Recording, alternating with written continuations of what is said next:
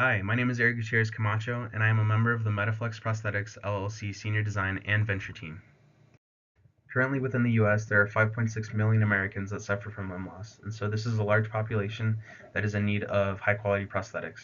However, the current prosthetic solutions available are difficult to preview the cost for before manufacturing, they're expensive, and if you purchase a low cost prosthetic such as a Satch foot, the energy return and features that you receive are inadequate, resulting in a low quality of life for amputees.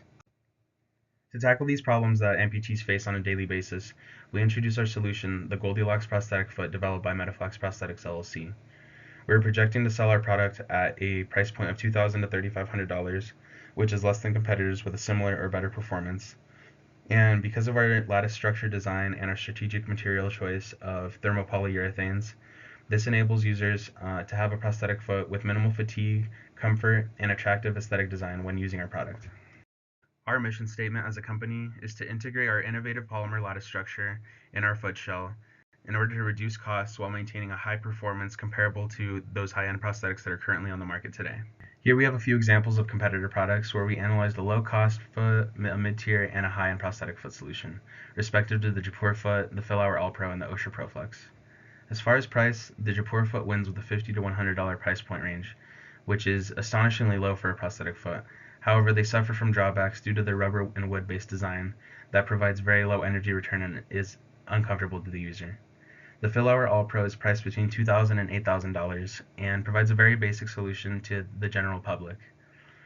The Osher ProFlex is priced between $5,000 to $10,000, where they are able to utilize carbon fiber robotic technology that is high in durability, but is only accessible to wealthy users, and so is very inaccessible to the overall US market.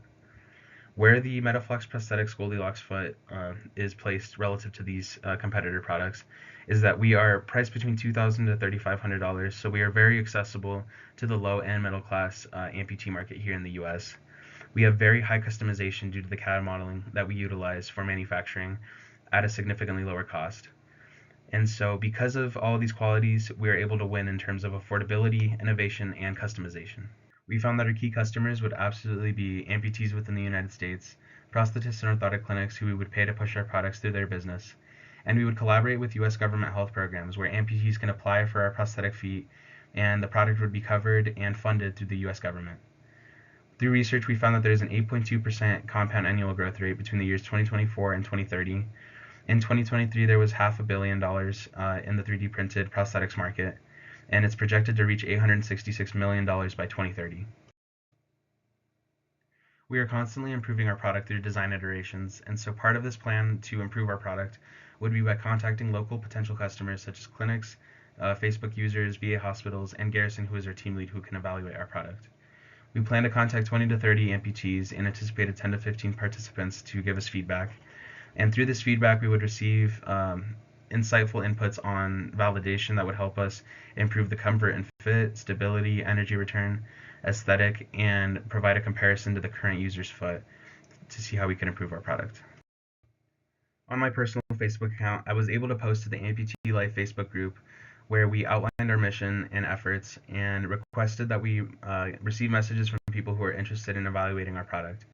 We received 123 reactions and 90 comments of people who were very interested in collaborating with us. Additionally, we created a flyer seeking out amputees in the local area who would be able to test our product and give us insightful feedback in person so that we can continue to improve our product.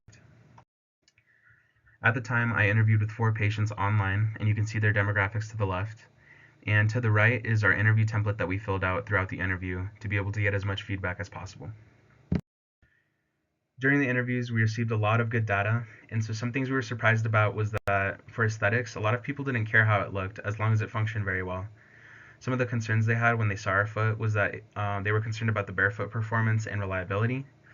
And these amputees, when they were receiving their current prosthetic solution, we found that 3 out of 4 people were not informed on how much it would cost before manufacturing, and the copays they paid after insurance ranged from free to $5,000, which was very shocking as well.